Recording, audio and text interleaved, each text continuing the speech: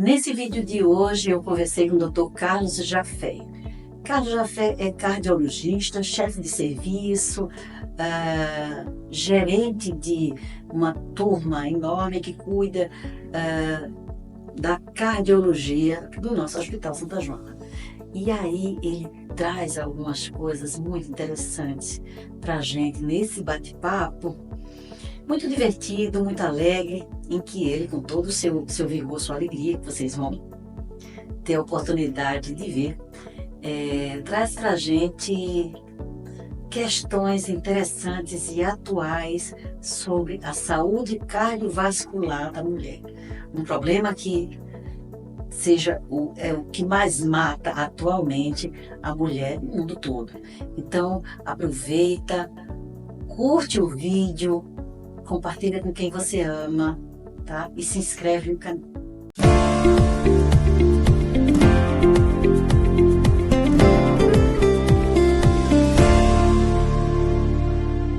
Então, Carlos Jafé, colega, muitíssimo obrigada pela sua disponibilidade em fazer esse bate-papo conosco. E aqui a gente trabalha conversando sobre a saúde da mulher. Então a gente quer trazer informação de qualidade, a gente quer fazer esse conteúdo para as nossas pacientes e para aquelas que nem sabem que vão ser nossas pacientes, mas que a gente convida a conhecer nosso trabalho através dessas conversas. Então, Jafé, você é um cardiologista muito conhecido na praça, radicado em Recife, chefe de serviços. Muito obrigada pela sua disponibilidade. Yolanda, eu que agradeço essa oportunidade de discutir um assunto extremamente relevante, que é a saúde cardiovascular da mulher. E eu tenho certeza que nós vamos discutir vários assuntos extremamente interessantes para quem estiver nos assistindo ver a diferença que existe da doença cardiovascular no homem e na mulher, porque existem grandes diferenças e nós precisamos conscientizar todas as mulheres desses fatores de risco que são importantíssimos no dia a dia nosso. Eu trabalho com câncer ginecológico e assim, claro que o pano de fundo disso tudo é a saúde, o cuidado com a saúde da mulher. E aí, muitas vezes, a gente sabe que câncer é uma doença que gera muito medo, existe um estigma todo, né, que envolve o diagnóstico do câncer. E eu já brinquei algumas vezes com pacientes assim, olha, você vai num cardiologista, porque você tem medo de morrer de câncer, mas você, no Brasil, se morre mesmo é do coração, hein? E isso daí é uma verdade. É ainda a primeira causa de morte em mulheres. Isso é a maior causa de morte no mundo inteiro. Cerca de 1/3 da população, elas vão ter alguma doença cardiovascular. E aí a gente tem várias doenças cardiovasculares. E como você falou um pouquinho do câncer, né, a gente sabe que os fatores de risco que levam às doenças cardiovasculares, eles são muito semelhantes aos fatores de risco que levam os pacientes a virem a ter câncer. Então é muito importante essa integração das especialidades. A oncologia, a cardiologia é fundamental, porque esses fatores a gente só pode prevenir essas pessoas de virem a ter uma doença, seja do coração, seja do câncer, com a prevenção dos fatores de risco. Muito bem. Outra conversa de consultório era assim, querida, você já foi paciente que reluta aí num cardiologista com triglicerídeos lá em cima, pipocado, né? E eu digo assim, você tem que ir no cardiologista. Mas por quê? Aí eu digo assim, olha, você já foi visitar alguma amiga sua que infartou? Aí ela, não. Eu digo, é porque se mulher infarta, morre, né? O homem ainda tem não sei quantas chances. Isso é uma verdade, sim ou não? E por que a mulher se dá tão mal em infarto, tão pior do que o homem nos infartos? Isso. Esse é um dado extremamente importante. Vamos conversar um pouquinho sobre os fatores de risco que envolve tanto homem como mulheres. Nós temos vários fatores de risco. O primeiro é o fator genérico, o fator hereditário, que esse nós não temos como modificar. Vale salientar que 80% das doenças cardiovasculares elas são evitáveis. E esse é um fator hereditário e nós não podemos mudar. Mas os outros fatores sim, como a hipertensão, a diabetes, o colesterol elevado, a dislipidemia, a hipertrigliceridemia, como você falou, uma mulher com um triglicerídeo muito alto, a gente sabe que é um dos fatores de risco para a doença cardiovascular, tá? A vida sedentária, a obesidade, a mulher está muito mais predisposta à obesidade do que o homem. Os quadros depressivos, a mulher tem muito mais depressão, tem uma tendência maior a ter quadro depressivo do que os homens. Então veja que todos esses são os fatores. Além disso, nós temos o tabagismo, nós temos o consumo exagerado de bebida alcoólica e todos esses são fatores que são comuns. No entanto, eu gostaria de falar sobre os fatores específicos da mulher. Veja, menarca, aquela primeira menstruação. Quanto mais cedo a menarca acontecer, maior será o fator de risco. A menopausa precoce, que é um assunto extremamente interessante, Yolanda, que a gente pode, inclusive, bater um papo sobre menopausa, reposição hormonal, o sim ou não, a visão do cardiologista, que também é uma coisa bem interessante. Então, a gente está falando aqui em menarca e menopausa como um fator de risco de doença cardiovascular. No entanto, nós temos que levar em consideração todas as síndromes que envolvem a gestação. Por exemplo, o homem não engravida, mas a mulher engravida. A mulher pode desenvolver hipertensão gestacional, pode desenvolver a pré-eclâmpsia, e isso são fatores de risco para a doença cardiovascular. E são muito poucos, até colegas, que questionam no consultório, no seu interrogatório sintomatológico, ou nos seus antecedentes, se a mulher, na sua gravidez, teve alguma complicação, como, por exemplo, pressão alta.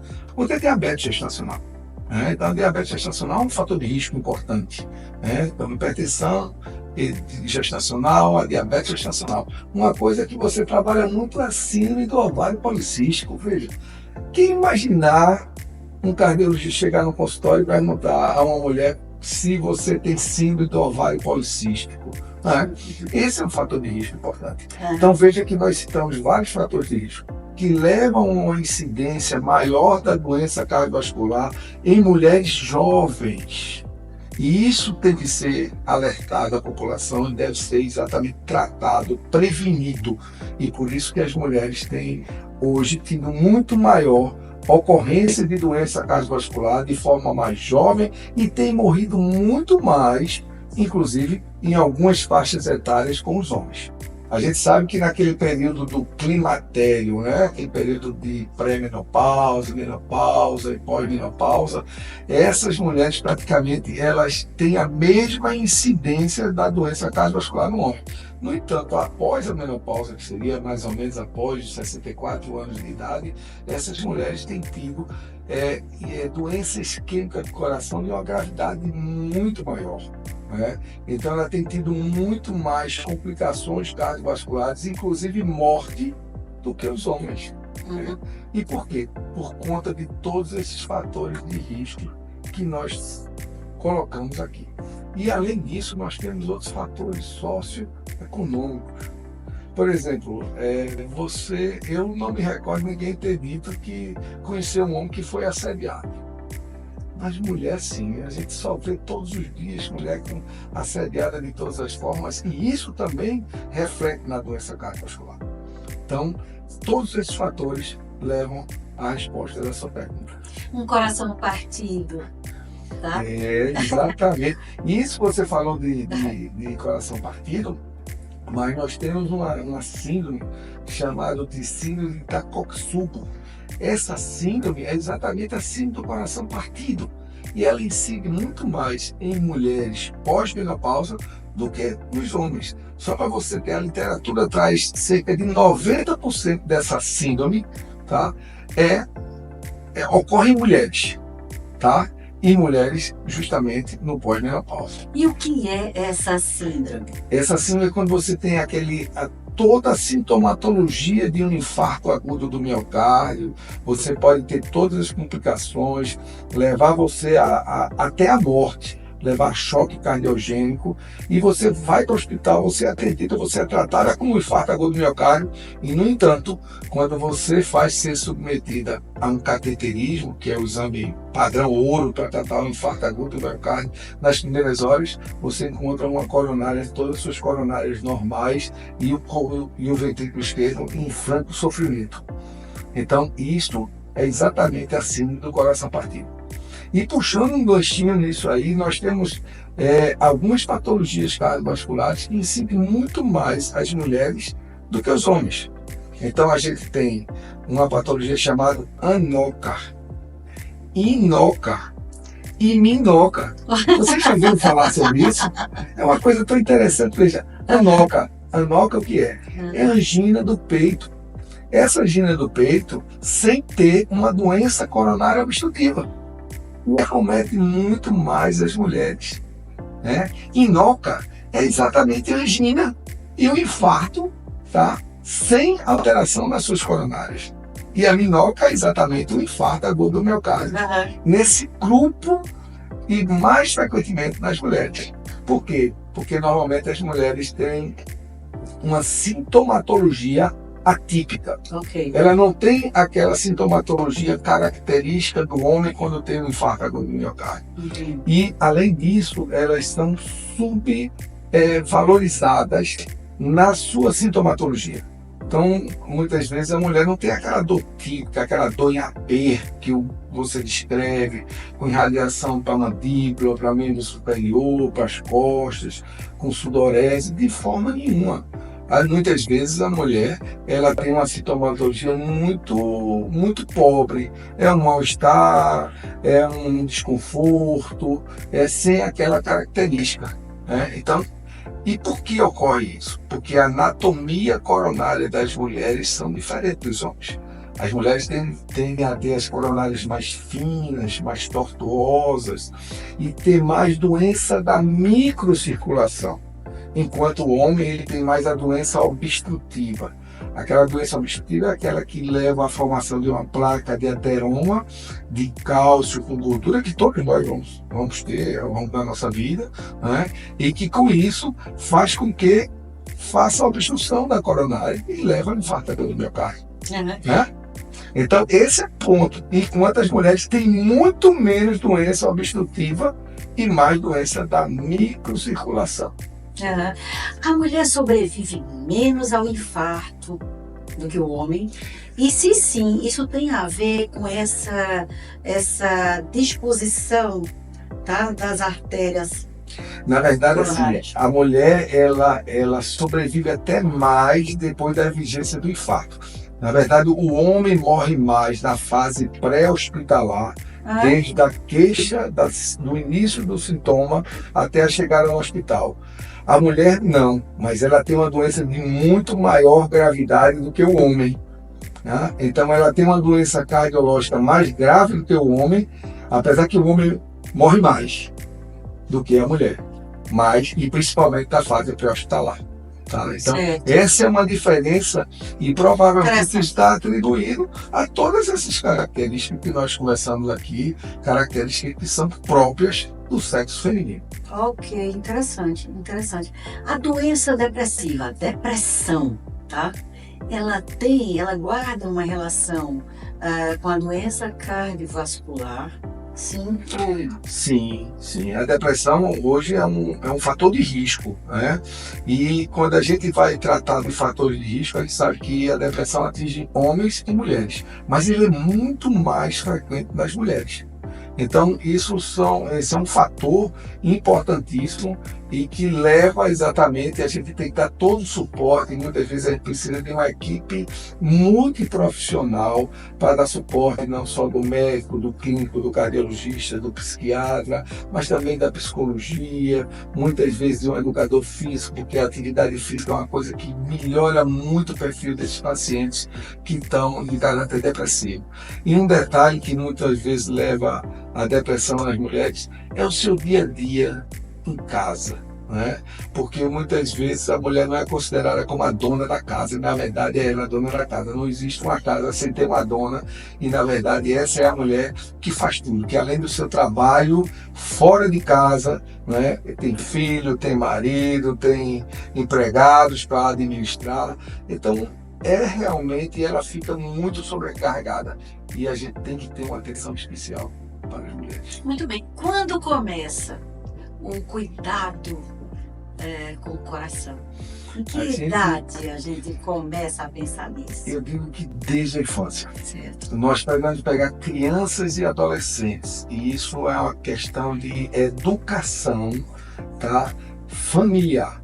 A gente tem que começar a tratar desde aquela criancinha que logo após o seu nascimento, ou chega na idade a partir do seu segundo ano de vida, na sua alimentação, no acompanhamento do peso, na orientação alimentar e da educação de atividade física. Isso é fundamental.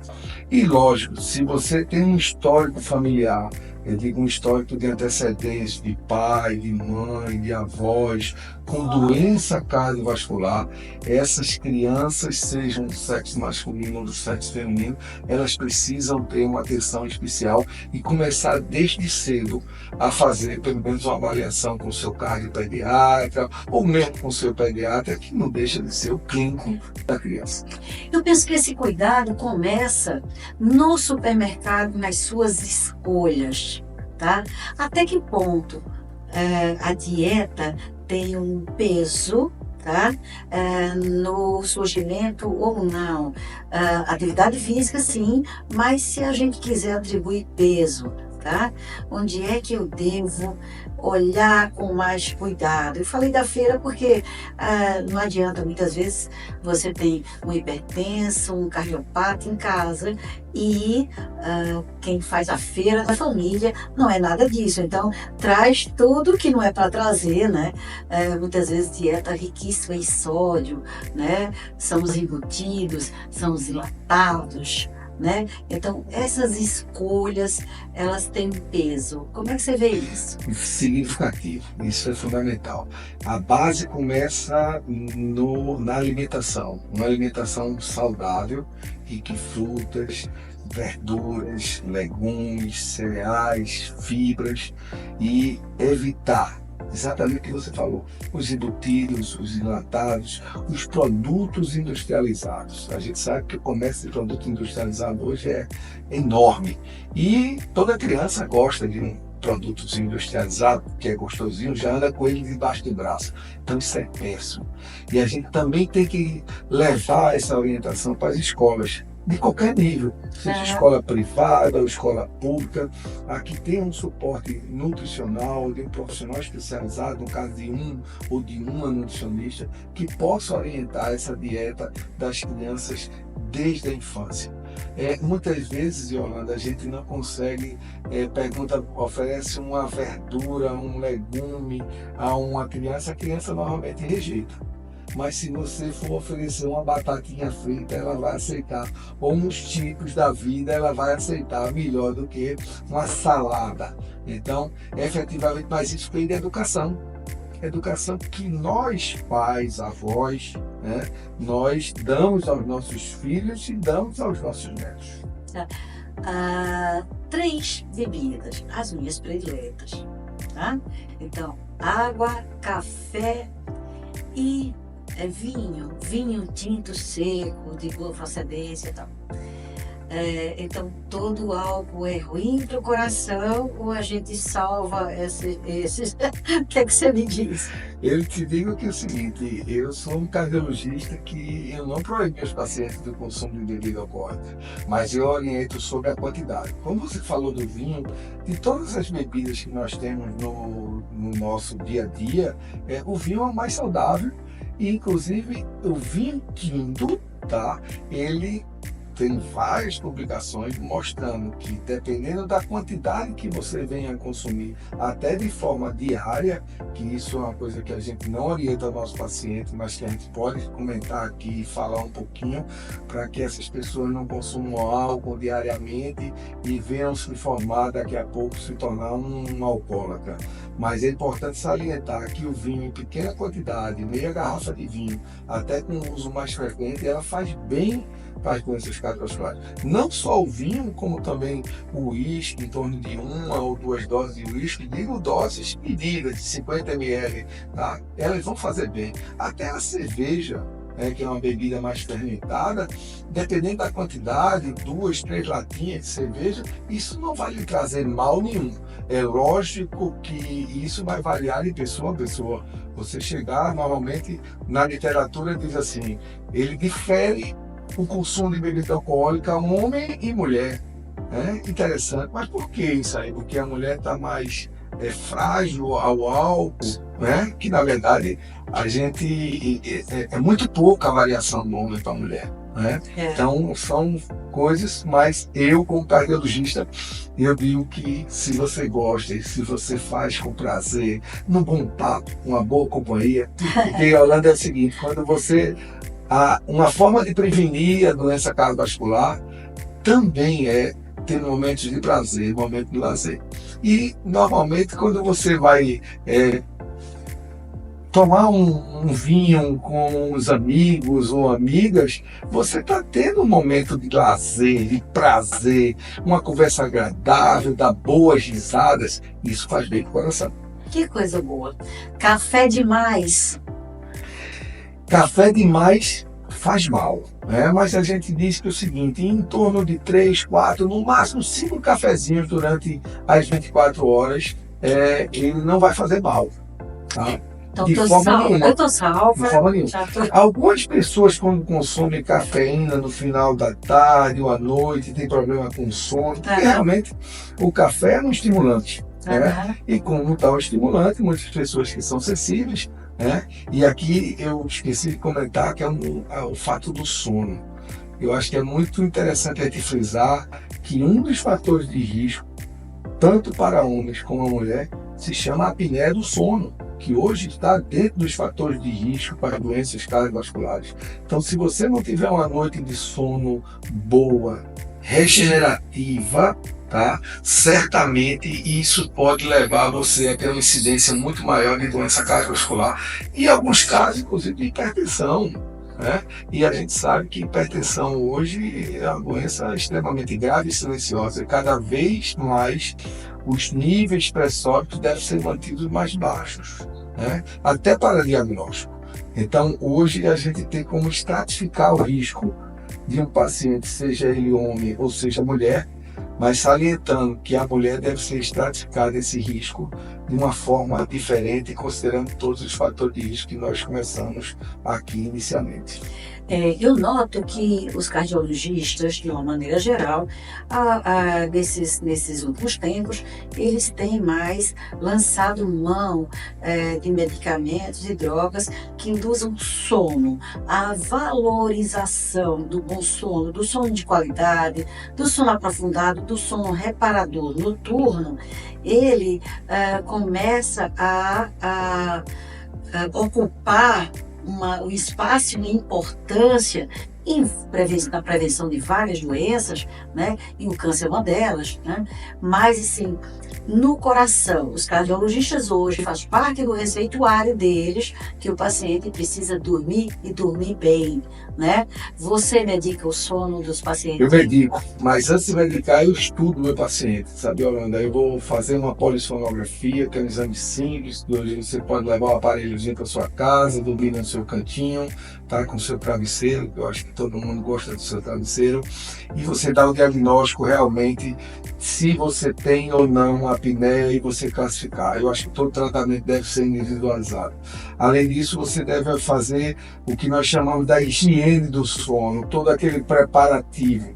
Muitas pessoas vão para o quarto, mas está com a televisão ligada, está no celular, que hoje é um vício, redes sociais, e você começa a fazer sabendo que esse celular, essa TV, ela está emitindo, vamos dizer assim, raios que vão lá para o teu encéfalo, para o teu cérebro, e que vão manter um estímulo e que vão tirar seu sono. Então é muito importante você fazer essa higiene do sono, tá? Se tiver apneia do sono, trata a apneia do sono. Se você tiver mesmo uma forma leve, uma forma moderada, você pode fazer atividade física, alimentação, não nunca comer, deitar e dormir, dar uma pausa de 2, 3 horas, sempre uma alimentação à noite mais leve. E se mesmo assim você não tiver, sim, eu utilizo drogas antidepressivas, que tanto pela manhã como à noite, porque ela vai produzir substâncias que vão dar prazer, vão diminuir sua ansiedade, que é uma coisa importante. Algumas pessoas não conseguem dormir porque são ansiosas. E um recadinho que eu deixo para todos vocês: se você for uma pessoa muito atarefada, como nós, né, Yolanda, que trabalhamos o dia inteiro, se você tem um plano do outro dia, faça seu planejamento, escreva no papelzinho ou mesmo na agenda do seu celular, para você não dormir pensando no que você tem que fazer naquele outro dia. Então você faz o seu planejamento do dia seguinte, suas metas, para que você possa dormir. E aí, algumas vezes, se faz necessário realmente o uso de algumas medicações. Então está valendo para o coração também aquela máxima que a gente advoga, que como é que é? Tomar café da manhã como um rei, Isso. almoço como um príncipe e jante como um mendigo. Um menino, exatamente, é exatamente isso. No popular, é exatamente o que você acaba de dizer. Muito bem. A gente falou em atividade física e e a gente falou também sobre todas as culturas, do ponto de vista assim, antropológico, eles produzem a sua própria substância, né, da alegria. Então, assim, toda a sociedade tem lá a sua cachaça, o seu destilado, o seu fermentado, né? Mas isso vem de uma época em que as pessoas também andavam mais, as pessoas também gastavam mais calorias e as pessoas também conviviam de uma forma familiar na busca do alimento, do autossustento. Então era outro mundo, não tem esse negócio de uma casa hoje que eu digo a Alexa, ela fecha as cortinas, ela apaga as luzes, né? Então assim, a gente está trabalhando muito, mas também a gente está vivendo uma época de muito luxo, de muito pouco esforço, né, físico propriamente dito. Então, por incrível que pareça, né? Então, assim, e uma coisa que eu acho é que as famílias que se reúnem para fazer atividade física juntos, eles parecem mais felizes, né? E uma coisa que eu estimulo muito minha pacientes é assim, ó, vai buscar sua amiga, vai buscar sua irmã, vai buscar sua filha, vai buscar... Então, assim, se junta, tirem uma hora para irem juntas. Então, agora, assim, não vão falando mal da vida dos outros, não. É boquinha calada, fazendo seus... mas com a companhia do outro. Como é que você estimula seus pacientes? É porque é difícil, né? Tirar uma pessoa do sedentarismo é muito difícil. É muito difícil. E isso foi bem lembrado que quando a gente conversou aqui inicialmente sobre criança, né? Até outras coisas. Veja, as crianças do passado, da nossa época, vamos dizer assim, a gente ia à praia fazer caminhadas, jogar futebol, basquete, vôlei. Hoje não, todas as crianças estão brincando num telefone, num smartphone, com jogos eletrônicos ou videogames. Então isso vai aumentar a incidência de doença cardiovascular e a gente vai ver daqui a algum tempo. Essa questão de conscientizar os pacientes a fazer atividade física, eu sempre procuro no consultório que o paciente se envolva na consulta. E eu tento explicar para ele e convencê-lo da necessidade que ele tem de praticar algum tipo de atividade física, porque o nosso corpo foi feito para se movimentar, tá? Então eu procuro que ele faça uma atividade na modalidade que ele goste. Porque não vai ser uma coisa de 1 mês, de 2 meses, vai ser uma coisa para toda a sua vida. Que também tem um espaço para... Se você gosta de ir para academia, você vai para academia. Se você não gosta, vá para a caminhada, vá andar de bicicleta, vá para uma corrida, junte os amigos, levantar, vamos fazer uma caminhada. Então, isso é uma forma de estimular. E o mais importante é você mostrar, por exemplo, no nosso caso, que uma atividade física é correspondente a uma droga que eu prescrevo no meu receituário e mando na farmácia. E essa pessoa, na hora que estiver fazendo atividade física, ele não vai comprar na farmácia. É a vontade dele, o desejo dele de ter uma vida melhor, uma qualidade de vida melhor e de viver mais, e viver com menos doença cardiovascular, com menos câncer, porque eu digo que a atividade física melhora tudo. Jafé, você acha que o brasileiro incorporou, né, a cultura de fazer check-up? O check-up vale a pena? É recomendado? Isso é oficializado?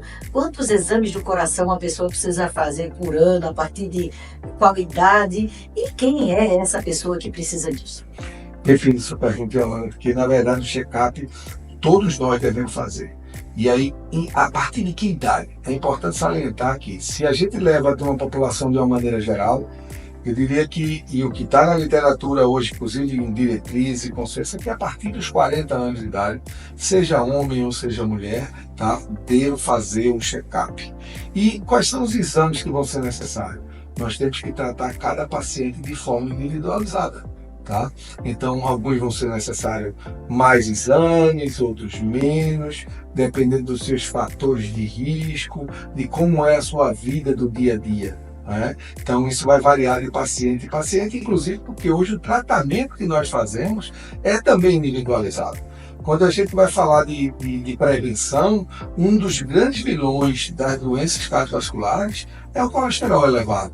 Mas, por exemplo, aquele nível que você vê no laboratório, cada pessoa vai ter o seu nível e você vai ter que tratar e atingir a meta. Então, efetivamente, isso vai variar de pessoa a pessoa. Por isso que esse check-up deve ser um check-up individualizado. Lógico que nós temos um número de exames ou um número de necessidades padrão, tá? Como, por exemplo, você pegar uma pessoa de 40 anos, você fazer um teste de esforço, um teste ecométrico, um teste extremamente simples, onde nós vamos avaliar a curva pressórica, o estímulo de arritmia por esforço, ou mesmo alterações isquêmicas, a sua capacidade funcional de você fazer um exercício, seu VO2, onde a gente pode fazer uma programação, inclusive, para atividade física. É importante. A paciente, alguns, um ecocardiograma para você analisar anatomia, função, tamanho das suas câmaras, válvulas, e mais uma rotina básica, uma rotina de laboratório que normalmente a gente faz. No entanto, aquelas pessoas que têm antecedentes familiares, doença cardiológica, ou pai ou mãe que tiveram infarto agudo do miocárdio, angina do peito, qualquer outra cardiopatia, essas pessoas devem se tratar mais cedo.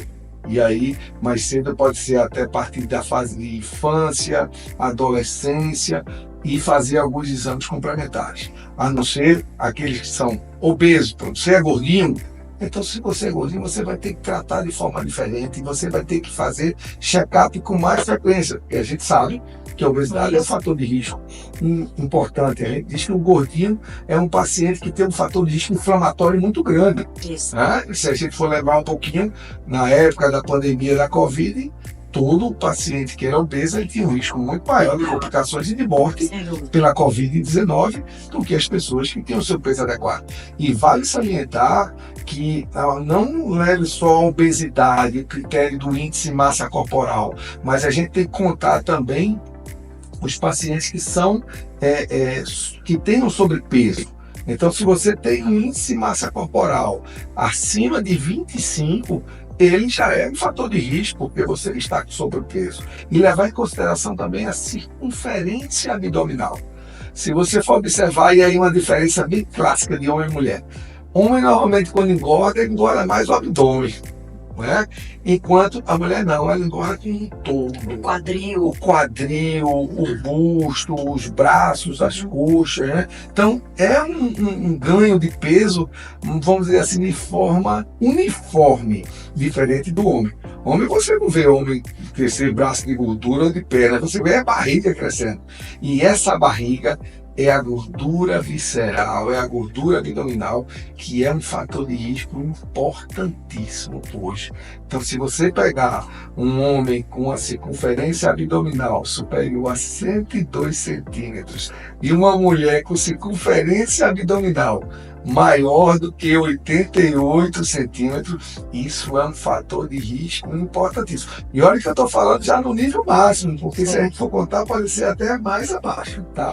Se nos exames de laboratório, que a gente também pede muita rotina e rotinas anuais, eu digo que a ginecologista é o grande clínico da mulher, né? E o cardiologista passa a ser o do homem, né? Se a gente for ver os fatores de risco para mortes e tudo mais.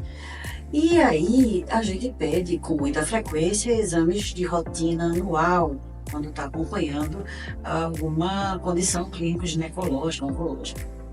Dos exames laboratoriais de rotina, tá? Qual é aquele que tem um peso maior que eu vou dizer para minha paciente, ó, para tudo que você vai para o cardiologista, tá?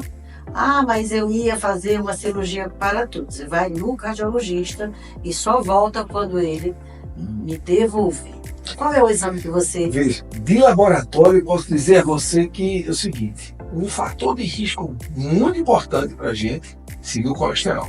E aí o colesterol, você envolve o colesterol total, o colesterol HDL, que é o colesterol bom, que é o colesterol que protege os seus vasos da ação do colesterol ruim, que é o LDL. Esse hoje é o grande foco para nós cardiologistas, é o colesterol HDL e o colesterol LDL principalmente. Tanto para você ver que o colesterol LDL ele precisa ter, hoje tem metas. Então você tem aqueles pacientes que têm uma meta de deixar o LDL abaixo de 130, outros abaixo de 100, outros abaixo de 70 e outros abaixo de 50. Então hoje ele tem muitas formas de tratar esses pacientes. Então, por conta disso, exatamente para chegar a essas metas. Outro ponto importante do laboratório seria a glicemia, aquela glicemia que você faz de jejum, e eu sugiro normalmente que sempre faça com hemoglobina glicada. Porque muitas vezes o paciente se prepara para fazer a glicemia de jejum, faz aquela semana assim, isso. Mas a hemoglobina glicada que você vai fazer a média, olhar para trás, então você vai ter um diagnóstico preciso. Porque a gente sabe que a diabetes anda junto de quase todas as doenças cardiovasculares, inclusive do câncer também. Então, esses são os exames. Não, a checada na função hepática, sim, é importante, um TGO, um TGP, e pelo menos a dosagem de uma creatinina e um sumário de urina para você ver se não tem doença renal associada. Ok. Tá? A hipertensão gera muita doença renal, exatamente. E ela pode ficar subclínica. Subclínica, assintomática. A hipertensão é uma doença assintomática, ela não tem sintoma nenhum. E aí, falando de hipertensão, muita gente diz assim, eu tô com dor de cabeça por conta da pressão. Não. A dor de cabeça é que leva à hipertensão. E eu gosto de dizer para os pacientes, por exemplo, se você tiver com dor de dente, você vai avaliar a sua pressão? Aí o paciente diz, não, doutor, não vou não. Mas se você tiver com dor de cabeça, você vai? Vou. Por quê? Qual é a diferença para você de uma dor de dente e uma dor de cabeça para você aferir a pressão? É porque ele pensa que a dor de cabeça, que algum vaso vai se romper e vai morrer, mas na verdade qualquer tipo de dor pode ser manifestar uma elevação da pressão arterial. Okay. Então, efetivamente, a hipertensão é uma doença silenciosa e a gente deve tratar cada um de uma forma diferente. Muito bem. E qual seria o recado que você daria para as mulheres, tá? Nesse caminho do consultar ou não consultar o cardiologista? Deixa aí o teu recado. Olha, o primeiro recado é você, Bo. Como você bem falou, o ginecologista para mim é o clínico da mulher, não resta dúvida. E a gente recebe muitos pacientes encaminhados por ginecologista com avaliação como essa desses exames alterados. Mas o recado que eu deixo aqui para você que está nos assistindo nesse momento é: procure fazer regularmente um check-up, procure seu médico, procure seu ginecologista, ou procure seu clínico, ou procure seu cardiologista. Se você tem mais de 40 anos de idade, procure fazer uma avaliação cardiológica periódica conta com alguns exames complementares que se fazem necessários. Hoje a medicina evoluiu, a cardiologia evoluiu de forma significativa e a gente tem como evitar grande parte das doenças cardiovasculares, dos cânceres, apenas com a prevenção. E isso depende da gente e depende de você. Saber, conhecer e participar do tratamento junto com o seu médico.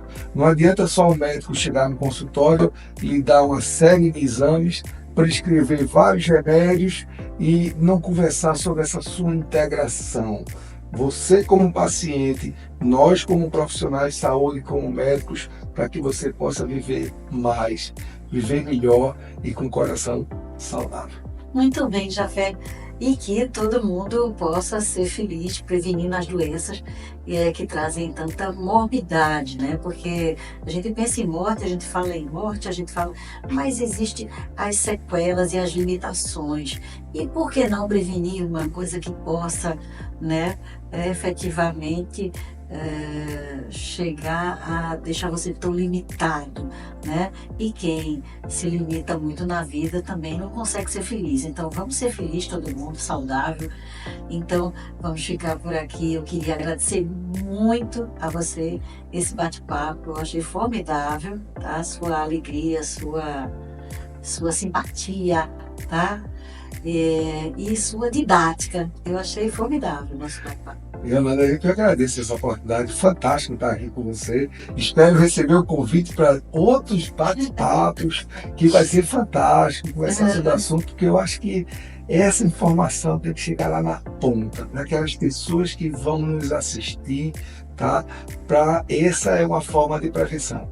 E procure ser feliz, como a Yolanda disse. Procure pessoas agradáveis, pessoas que lhe dêem prazer, de um bom papo, uma boa conversa como essa que nós estamos tendo aqui. Então, a vocês, um forte abraço